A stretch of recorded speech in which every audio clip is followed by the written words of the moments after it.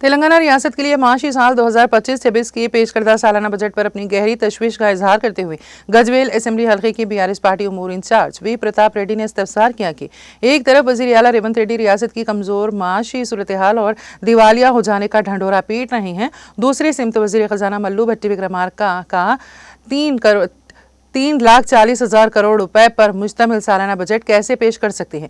Budget में किसी भी फलाही स्कीम का जिक्र मौजूद नहीं है।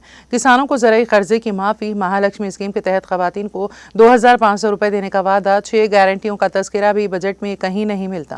उन्होंने रियासती बजट को रियासती अवाम के लिए मायूस कुन और ला हासिल करार दिया और पुरजोर अंदाज में इद्दिया किया कि रियासती हुकूमत महज कांग्रेसी कारकुनों को माशी इस्तेहकाम फराहम करने के लिए राजीव युवा विकास स्कीम को रोशनास करवाते हुए 6 जमानतों 6,000 करोड़ रुपए मुख्तस करना बायस शर्म है। इस मौके पर साबिक़ा सदर बल्दिया NC राजा मौली गुप्ता, नायब सदर मोहम्मद ज़कीउद्दीन, सदर टाउन कमेटी मोहम्मद नवाज मीरा और दूसरे कायदीन भी मौजूद थे। ఇప్పుడేమో 3,40,40,000 కోట్ల బడ్జెట్ పెట్టింది. 3,40,40,000 కోట్ల బడ్జెట్లో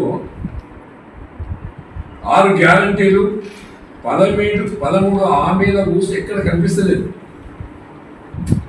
ఎలక్షన్ల ముందు బహిరంగ సభలలో ప్రతిపక్ష పార్టీ హోదాలో చెప్పినటువంటి విషయాలు ఎక్కడ కనిపించట్లేదు. రైతు రుణమాఫీ చేసినాము అని చెప్పి అసెంబ్లీ బడ్జెట్లో ఫైనాన్స్ మినిస్టర్ భట్టి విక్రమార్క వారు మాట్లాడుతున్నారు. కానీ ఏ గ్రామానికి వెళ్ళినా దాదాపు 50% రైతు రుణమాఫీ కాలేదు. 50% రుణమాఫీ కావాలి, కానటువంటి దాన్ని అయ్యిందని చెప్పుకుంటున్నారు. ఇది పిల్లి కళ్ళు మూసుకొని పాదైనట్టు ఉంది. మరి వాళ్ళ కాంగ్రెస్ కార్యకర్తలకు తెలియదా, వాళ్ళకి తెలియదా అర్థం కాని పరిస్థితి. అదే కాకుండా